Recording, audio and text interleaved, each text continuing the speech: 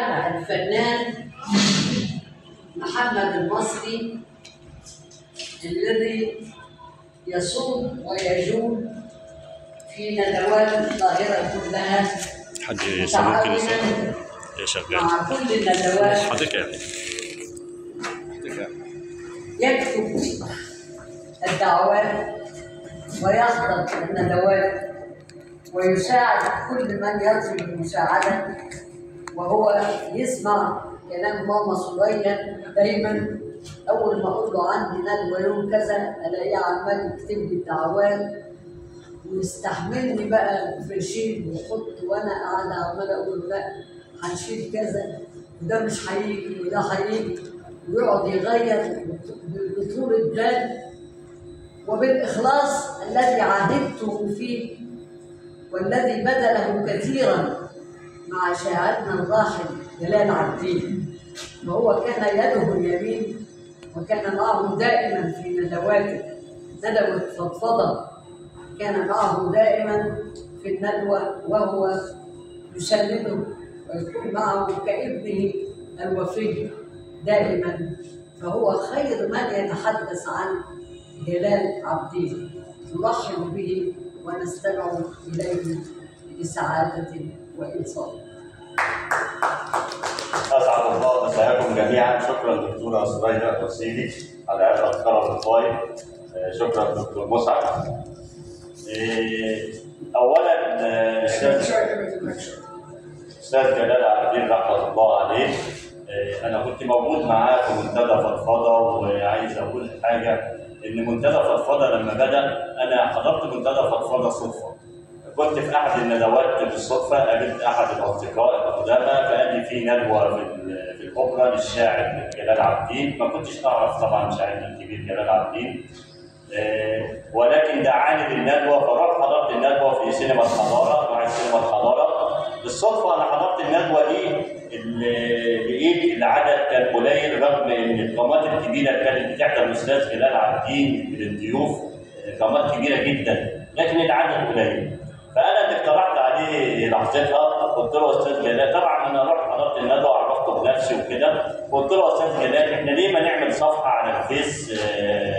وأنا كنت صاحب الاسم منتدى فضفضة للآداب والفنون، هي كان اسمها فضفضة بس، وأضفنا منتدى فضفضة للآداب والفنون وعملنا جروب على الفيس، عملته أنا. ابتدينا من خلال الجروب نشتغل ندعي ضيوف، ابتدت فضفضة يبقى ليها جمهور كبير لغايه ما جه اتعمل عندنا الاستاذ رحمه الله عليه الشاعر الكبير خالد السرجاوي، كنا استضفناه فكان عامل اوبريت، واتوديت انا الحمله بتاعت الدعايه بتاعت الاوبريت ده، وجبنا ضيوف وابتديت يعني نخلي فضفضه مصر كلها تعرفها. لدرجه الدول العربيه الشعراء والادباء من الدول العربيه كانوا بييجوا يسالوا على فضفضه ويحضروا.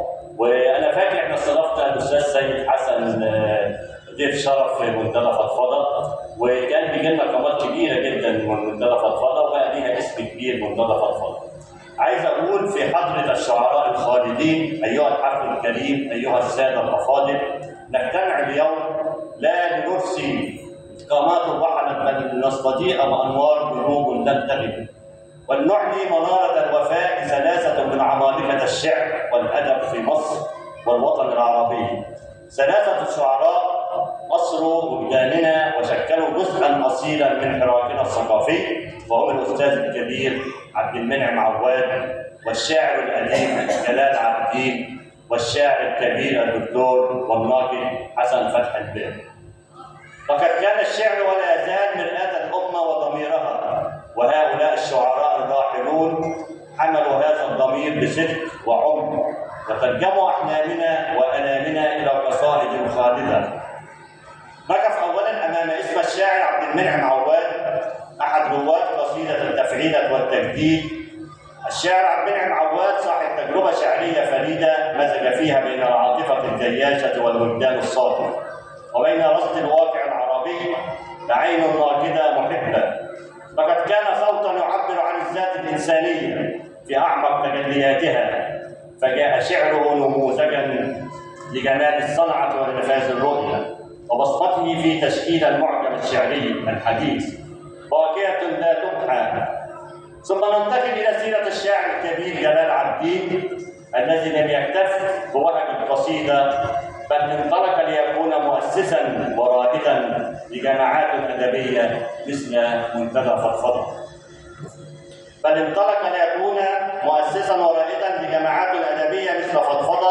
وكاتبا شاملا طالت ابداعاته الشعر والمسرح والروايه والدراما الاذاعيه. لقد كان جلال عابدين فنانا متعدد المواهب، حاملا لواء الثقافه الى منابر متعدده، ومدافعا عن قضايا وطنه وقوميته، لتظل اعماله شاهدا على شغفه المحدود بالكلمه والفن.